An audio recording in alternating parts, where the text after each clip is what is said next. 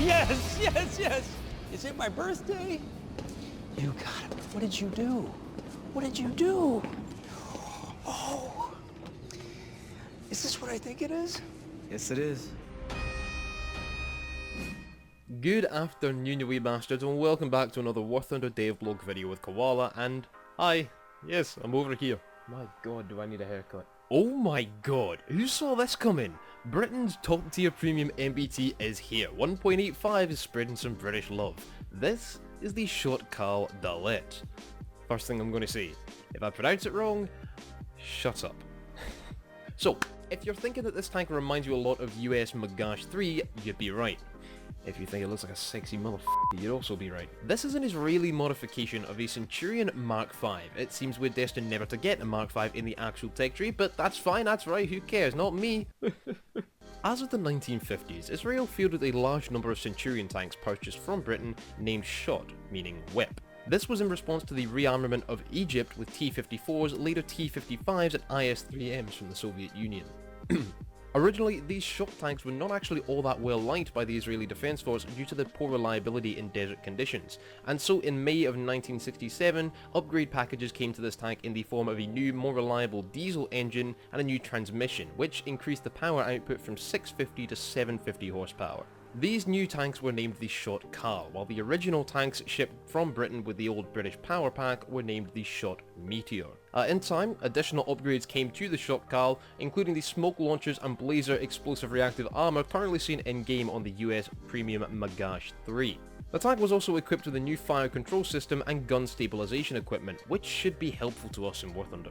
The Sho't Kal Dalet, the variant we are seeing added this patch, is also equipped with a new Israeli modification of the Royal Ordnance quick-firing 105mm rifled gun, the very familiar L7. This gun is capable of firing APFSDS shells, as Gaijin makes reference to, as well as for the first time in the British tech tree, heat effect shells. It was also given this battering ram. Okay. The APFSDS shell in question here is the M111, which German players will already know as the DM23, which can be found on the Leopard 1, A1A1 and battle rating 8.7. DM23 is actually a licensed built M111 shell and so has identical performance, which means 385mm flat penetration at point blank range. The Sho't Kal fought in the Six-Day War of 1967, as well as the infamous Yom Kippur Wars, where Egyptians and Syrians invaded the Sinai Peninsula and Golan Heights respectively. Think what Germany did to France's Maginot Line, but this time with T-55s and IS-3Ms. The Sho't Kal did prove quite capable as it had a far greater effective range than the attacking tanks. However, the Israelis were ill prepared and heavily outnumbered in this conflict, and many losses were suffered. The Sho't Kal also had no night fighting capabilities, lacking infrared and thermal optics, and so when the Soviet-built T-55s attacked at night with these benefits, they were able to close the gap between the two opposing forces and swiftly deal with the Shots, who were fighting blind. The heavy losses experienced during this conflict convinced Israel to begin work on a new tank which would prioritize crew safety, and this design project became the very famous Merkava, which I still say will never get in War Thunder. The Sho't Kal Dalet was the most advanced modification of a Centurion tank ever built, with its ERA proving useful against Soviet-made RPGs, and its gun providing ample firepower, easily on par with the deadliest weaponry fielded by the German Leopard 1s or American M60 series. This is going to be one hell of a tank, let me just tell you that right now. Worth buying? You gotta make that decision for yourself. Worth playing? Yeah. What this will be is Britain's equivalent to the T-55 AM1 and Leopard L44 premiums, currently both sitting at 8.7, even though the L44 definitely doesn't need to be.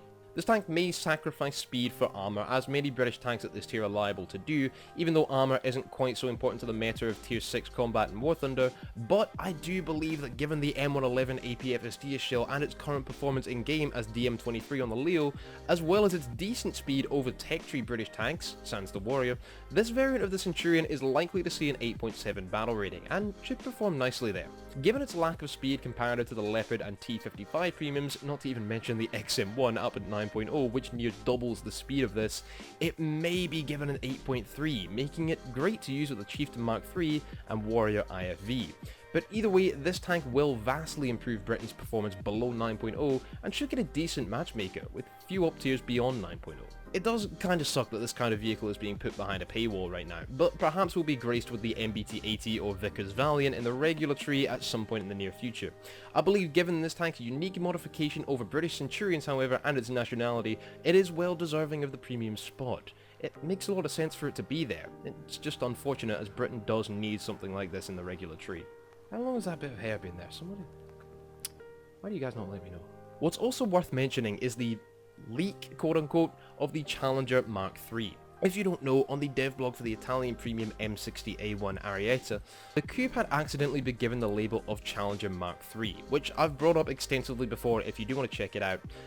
If the Challenger Mark III does come this patch, which I think is likely, the Sho't Kal Dalet will become even more worthwhile, especially given the premium time and golden eagles that come with the bundle. Pre-ordering the Sho't Kal Dalet pack will also net you a unique title and decal, as with most pre-orders, and honestly, if you're at all interested in high-tier Britain, I strongly recommend you pick this up. It's going to be a powerful tank, along with being one of the sexiest looking beasts I've ever seen. I can't stress enough my excitement for this tank's release. Anyway lads, that is going to be it for this video. I hope you have enjoyed. Please leave a like and subscribe if you did, as we're trying to hit 10k by the end of this year. Let me know your thoughts on this tank in the comment section down below. And tell me, have you pre-ordered it? I'm honestly thinking about it. In my opinion, this is well worth the buy.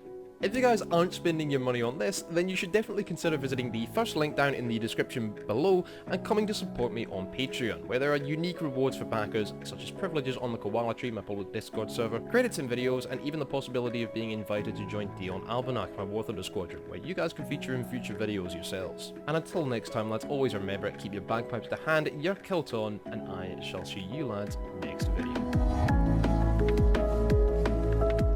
I say a wee thank you to these lads for supporting me on Patreon. Labvian Wolf, Gisli Arson and Dark Recon. You lads are bra. If you wish to join them, come check out the link in the description below.